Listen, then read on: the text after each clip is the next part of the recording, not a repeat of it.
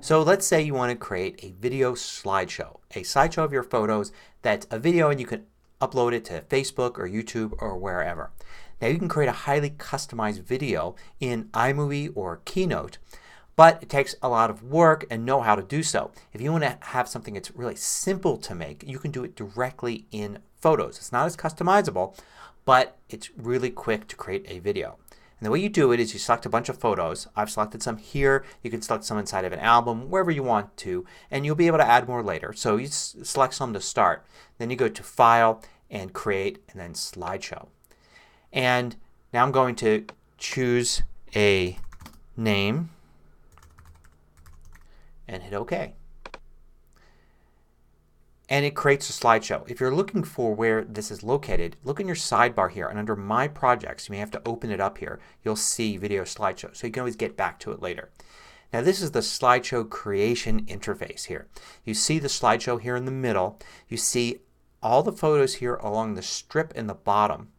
And you can drag and rearrange the order of things. So just drag these around back and forth. You can Control click on them and select Delete Slide to get rid of something. If you want to add a photo, you can do it in many ways. One is to hit this plus button here and say Add Photos, and you'll be able to select more photos to add. Notice that at the beginning of the slideshow there's a piece of text here. So there's a photo and a piece of text over that photo. So you can just click at the text here and edit it and add whatever you want. If you want to delete it, you can select it here and hit the delete key and it deletes the text. I'll Command Z to undo. For any other slide you could add text to it. So you click on the slide that you want, hit that plus button there, and you see it says Add Text, and you add a piece of text over that. So you can put captions for all of these photos or just some of them. Now there are a lot of different options here. You can click on these three buttons on the right. The first one here allows you to choose the theme. So the Ken Burns theme actually fades from one position in the photo to another. You preview it there and you can see how the photo is kind of moving. Origami is this kind of funny little flip thing where the photos flip into place. You got reflections.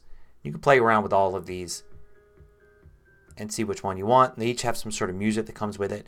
The two that are that are a little more customizable are Ken Burns and Classic.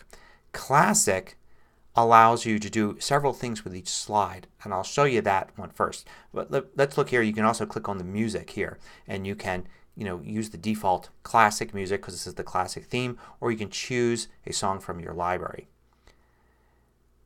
If you click here for timings, you can, for all the themes, choose Fit to Music, so it plays as long as the song is, it just stretches out each slide to fit, or a custom amount of time. You can also select an individual slide and then check Play Selected For and then up the amount of time or remove the amount of time. And you see this, there's a little watch or a clock icon there saying that there's special timing for this one. So you can make one last a little longer or a little slower by selecting it and hitting that checkbox. Now transitions here, that's something special for classic mode only. It wouldn't be there for the other ones. And you could choose the transition. So you can do a push transition. You can see a preview down here, what direction it goes, the speed of the transition. You can also select, for most of the themes, scale photos to fit on screen. So you see the black bars here because the screen is wider than the photo. But if I were to uncheck that, you can see how it will not have any black bars there. So you get to choose there. So you can choose what you want here, but you don't get this option. Say if I were to go and do origami here, you can see how I only get Fit to Music and Custom there.